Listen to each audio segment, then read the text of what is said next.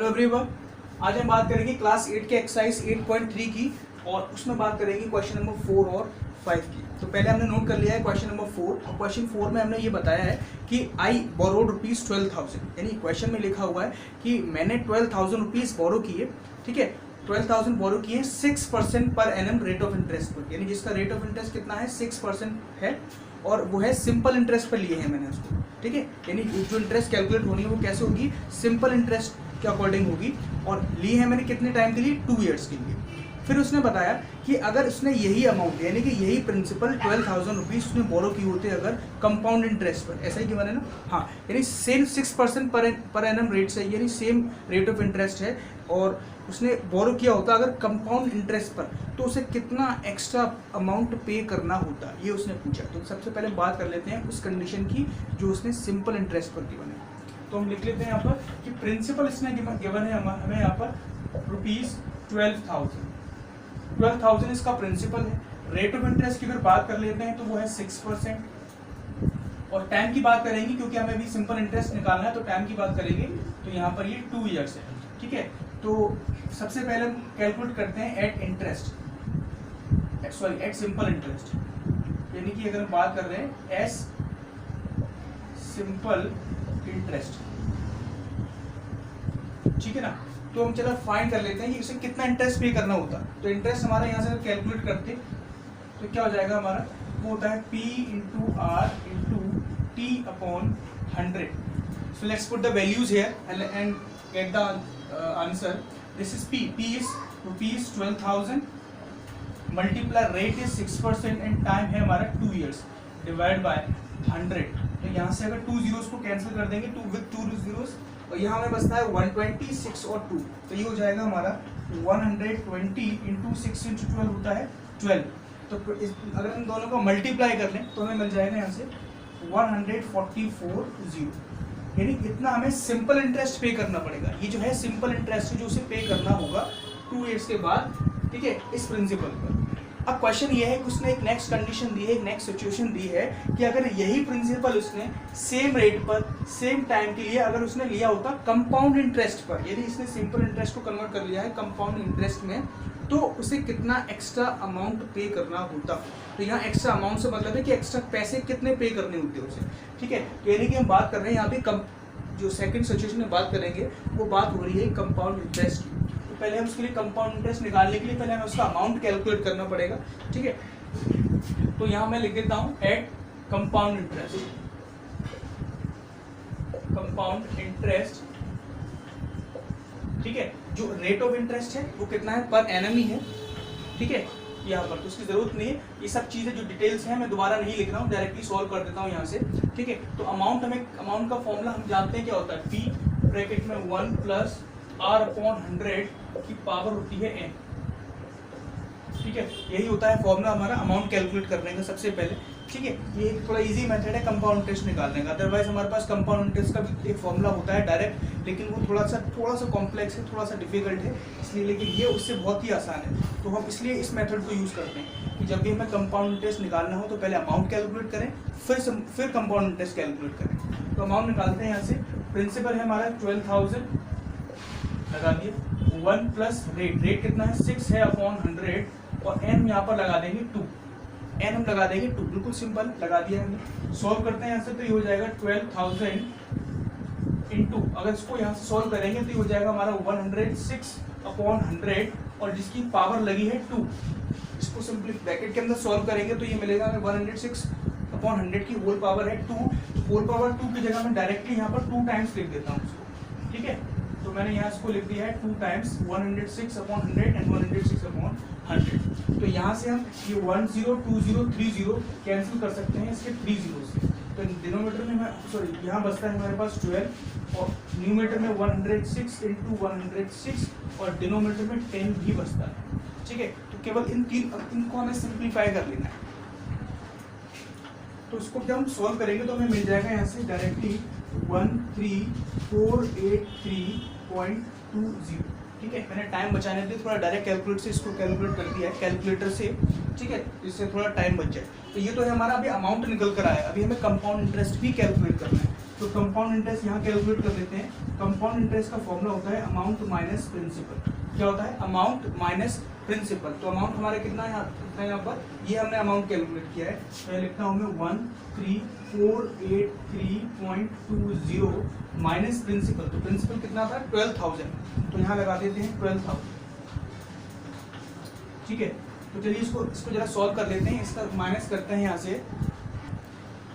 तो ये आ रहा है हमारा 1483 रुपीज 1483.20, यानी कि ये है हमारा कंपाउंड इंटरेस्ट जो हमने अभी कैलकुलेट किया है, और ये है हमारा सिंपल इंटरेस्ट।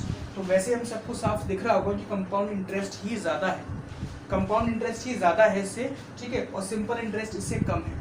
ठीक है, तो हम अच्छे से समझ गए हैं कि इसका मतलब कंपाउंड इंटरेस्ट में हमें ज़्यादा तो पे करना ही है। ठीक है, तो बस हमें क्या करना है, ये उसमें क्वेश्चन ने हमसे ये पूछा था सबसे लास्ट पार्ट कि कितना अमाउंट एक्स्ट्रा पे करना होगा। तो यानी कि सबको साफ समझ आ रहा है कि ये सिंपल इंटरेस्ट कम है और कंपाउंड इंटरेस्ट ज़्यादा है, तो इसमें से इसको सब्ट्रैक्ट करेंगे तो कुछ एक्स्ट्रा अमाउंट भी हमें निकल कर आ जाएगा जो हमें कैलकुलेट करना है। ठीक है, तो यहाँ मैं लिख देता हूँ कि एक्स्ट्रा अमाउंट, एक्स्ट्रा ये डिफरेंस, बेसिकली बात हो रही है डिफरेंस की। ठीक है, तो डिफरेंस लिख देते हैं, वही हमें एक्स्ट्रा पे करना होगा, डिफरेंस। ठीक है, डिफरेंस में हम क्या करेंगे, CI माइनस SI लगा देंगे। ठीक है, CI माइनस SI। ठीक है, यानी compound interest minus simple interest. ठीक है, तो ये बड़ी आसानी से कंपाउंड इंटरेस्ट हमें ये पता है और सिंपल इंटरेस्ट हमें ये पता है, तो इसमें से इसे माइनस कर देंगे और डायरेक्टली आपका आंसर आ जाएगा। जो भी आपका आंसर है प्लीज़ मुझे कमेंट बॉक्स में कमेंट करके बता जरूर दीजिएगा। ठीक है, मुझे भी पता चल जाएगा कि आपने करेक्ट आंसर निकाला है या नहीं निकाला है। ठीक है, तो ये लास्ट का पार्ट है, बहुत छोटा सा एक सब्ट्रैक्शन है सिंपल, वो आपको करके मुझे बता देना है किस किस ने बिल्कुल करेक्ट आंसर निकाल लिया है। ठीक है, तो ये तो हमारा क्वेश्चन नंबर 4। अब बात कर लेते हैं इसके नेक्स्ट क्वेश्चन, यानी जो है क्वेश्चन नंबर 5। एवरीवन, अब बात कर लेते हैं क्वेश्चन नंबर 5 की। तो क्वेश्चन नंबर 5 में हमें क्या है बताया है कि वासुदेवन ने 60,000 रुपीज बोरो किए हैं, आई थिंक नहीं बोरो नहीं की, इन्वेस्ट किए। 60,000 रुपीज उसने इन्वेस्ट किए हैं, रेट ऑफ इंटरेस्ट है उसका 12%, लेकिन यहाँ थोड़ा सा चेंज है, ये कंपाउंडेड एनुअली नहीं है, कंपाउंडेड हाफ ईयरली है, कंपाउंडेड हाफ ईयरली है। तो इससे क्या चेंज आ जाएगा, पहले तो हमें सबसे पहले ये समझना होगा कि जब भी रेट ऑफ इंटरेस्ट अगर हमें हाफ ईयरली दी हो, ठीक है, या क्वार्टरली दी हो, तो हम क्या करते हैं। ठीक है, तो जब भी हमें रेट ऑफ जो इंटरेस्ट है वो अगर हाफ ईयरली दी होती है, हाफ ईयरली, हाफ का मतलब होता है, सब जानते हैं क्या होता है, हाफ का मतलब ये होता है, हाफ का मतलब 1/2। ठीक है, तो बस आप सिंपल सी बात समझ लीजिए, जब भी आपको rate of interest half yearly दिया हुआ है, ठीक है, तो मैं यहाँ बताता हूँ कि जब हाफ ईयरली होगा तो क्या करना है और क्वार्टरली होगा तो क्या करना है। तो जब भी हाफ ईयरली दिया है तो हमें क्या करना है कि जो रेट है, रेट उसका मल्टीप्लाई कर देना है 1/2 से। ठीक है, 1/2 से उसका मल्टीप्लाई कर देना है, ये बिल्कुल सिंपल कह सकते हैं कि रेट का हम बिल्कुल हाफ कर देंगे। ठीक है, रेट का जो भी रेट ऑफ इंटरेस्ट दिया है हमसे हाफ ही कर देंगे। तो यहाँ से जो रेट ऑफ इंटरेस्ट है हमारा वो क्या बन जाएगा एक्चुअल में, तो मैं यहाँ से इसको हटा के आप फाइनल लिख दूंगा, यानी जो रेट ऑफ इंटरेस्ट है वो हमारा बन जाएगा यहाँ से 6% बन जाएगा, जिसको मैं ब्रैकेट में बंद कर देता हूँ, जिससे आपको ये पता चल जाए कि ये हमें यूज करनी है। ठीक है, तो 12% कंपाउंडेड हाफ ईयरली दिया था तो 6% हो जाएगा। जो भी रेट हो दिया हो, 24 दिया होगा तो डिवाइड करेंगे 2 से 12 हो जाएगा, 10 दिया होगा तो 5 हो जाएगा, जो भी दिया है हम उसका 1/2 से सिंपल मल्टीप्लाई कर देंगे, सॉल्व कर देंगे, तो वहाँ से हमें मिल जाएगा 6%। ठीक है, अगर हम यहाँ से देख भी लें, अगर 12 का इस 12 का हम मल्टीप्लाई कर देते हैं 1/2 से, तो 2 1 टाइम 2 6 टाइम, तब भी कितना मिलता है हमें 6% मिल रहा है, वही लिख दिया। ठीक है, ये मिल गया। अगर इसने यही हमें ये दिया होता कि कंपाउंडेड क्वार्टरली दिया होता, कंपाउंडेड हाफ ईयरली भी नहीं दिया होता, क्वार्टरली दिया होता, तो क्वार्टरली क्या होता है 1/4 होता है। क्वार्टरली का मतलब होता है 1/4, इसका मतलब मल्टीप्लाई किससे करना है 1/4 से कर देना है। तो रेट ऑफ इंटरेस्ट हमें क्या गिवन है 12 गिवन है, तो 12 from 4 बन जाए 4 और 4 3 या 12, यानी रेट ऑफ इंटरेस्ट हो जाती है हमारी 3% हो जाती 3% अगर क्वार्टरली दिया होता तो, लेकिन क्वार्टरली हमें गिवन तो नहीं है, तो अभी के लिए मैं इसको यहाँ से हटा देता हूँ। यानी मुझे पता चल चुका है कि जो रेट ऑफ इंटरेस्ट है वो कितना हो गया है 6%, जो कि हमें इस्तेमाल करना है। अब इसके बाद साथ में ये भी करना है कि अब जैसे बात करें हमें 6 मंथ्स की, सबसे पहले कैलकुलेट करना है कि 6 मंथ्स में बताइए अब। ठीक है, ऐसा ही बताना है कि what amount would he get, यानी अमाउंट कैलकुलेट करना है 6 मंथ। अब 6 मंथ को हम क्या लिख सकते हैं, 6 मंथ को लिख सकते हैं 6/12 ईयर, यानी अगर हम उसको कन्वर्ट करेंगे तो 6/12 ईयर्स हो जाएगा।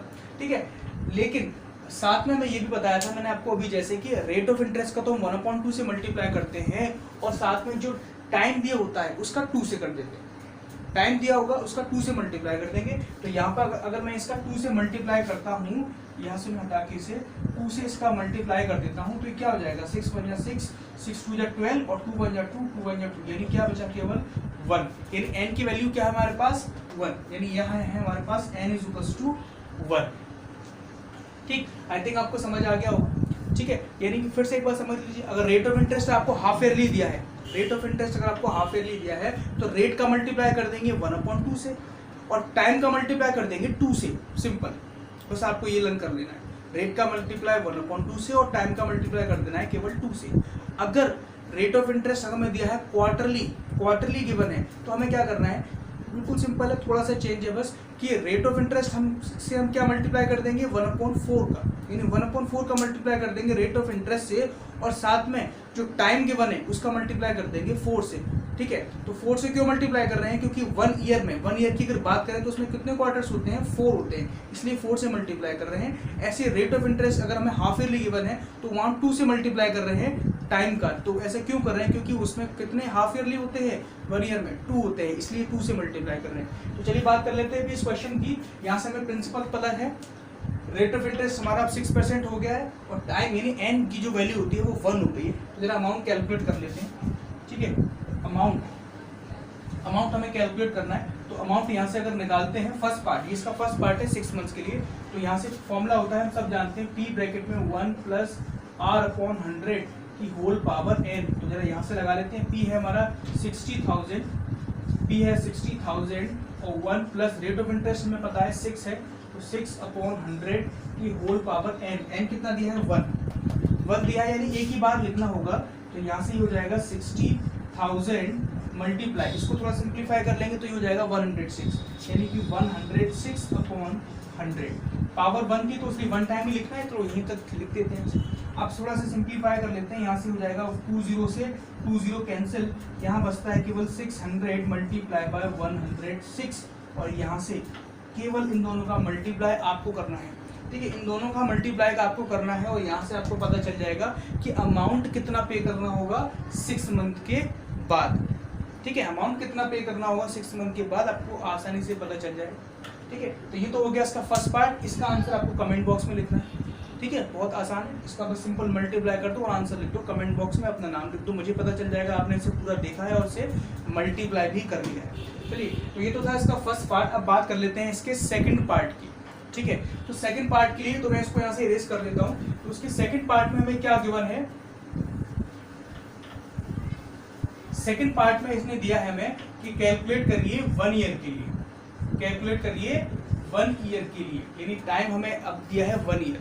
तो उससे कोई फर्क नहीं पड़ेगा, थोड़ा सा फर्क पड़ेगा बस, प्रिंसिपल वही है, रेट ऑफ इंटरेस्ट हमारा 6% ही रहेगा क्योंकि हाफ ईयरली दिया था, हमने पहले सिंप्लीफाई कर लिया। लेकिन अब मैंने आपको बताया था कि जो भी टाइम होता है, ठीक है, उसका हम क्या करते हैं 2 से मल्टीप्लाई कर देते हैं अगर रेट ऑफ इंटरेस्ट हाफ हो। तो यहाँ से अगर हम बात करेंगे, अगर n निकालेंगे तो टाइम कितना दिया है 1 ईयर दिया है, तो इसका मल्टीप्लाई कर लेंगे 2 से, क्या आ जाएगा 2, यानी n की वैल्यू क्या हो गई हमारी 2 हो गई है, बस उतना चेंज है। बिल्कुल सिंप्लीफाई कर लेते हैं। अमाउंट का फिर से फॉर्मूला वही लगाएंगे, 1 + R/100 की होल पावर n हो जाती है और यहाँ से लगाएंगे अगर p कितना है हमारा, फिर से 60,000 ब्रैकेट में 1 + R है हमारा 6/100 की होल पावर 2। अब की बार आ गया है होल पावर 2 यहाँ से। ठीक है, तो आगे इसको थोड़ा सा सिंप्लीफाई करेंगे तो ये हो जाएगा 60,000 मल्टीप्लाई, ये हो जाएगा 106/100। अब फुल पावर लगी है इसकी 2, यानी इसको लिखना होगा हमें 2 टाइम्स। तो यहाँ से मैं इसको ये हटाकर यहाँ से 2 टाइम्स ही लिखता हूँ, इंटू 106/100। तो इसके 20 से ये 20 कैंसिल हो गए और इसके 20 से हो गए ये कैंसिल हो गए, तो बचा क्या, केवल 6 बचा है और यहाँ से बचा है 106 × 106। बस इन तीनों का मल्टीप्लाई आपको कर लेना है और यहाँ से आपका रुपीस यानी टोटल अमाउंट कैलकुलेट होकर यहाँ से आ जाएगा। इसका आंसर भी आपको कहाँ लिखना है, कमेंट बॉक्स में लिखना है अपने नाम के साथ, ठीक है। तो आई थिंक ये आपको क्वेश्चन समझ आ गए होंगे। क्वेश्चन 4 और 5 बहुत ही सिंपल थे, थोड़े से बस फॉर्मूले की ज़रूरत थी लगाने की, थोड़ा फॉर्मूला आपने ध्यान लिया, थोड़ी कैलकुलेशन पर ध्यान देंगे तो बड़ी आसानी से सॉल्व हो जाएगी। ऐसे ही इसके आगे वाले क्वेश्चन भी आप ट्राई करेंगे तो बड़ी आसानी से सॉल्व हो जाएंगे। आई होप ये आपको ठीक से समझ आ गए होंगे। At last I would like to say thank you very much everyone.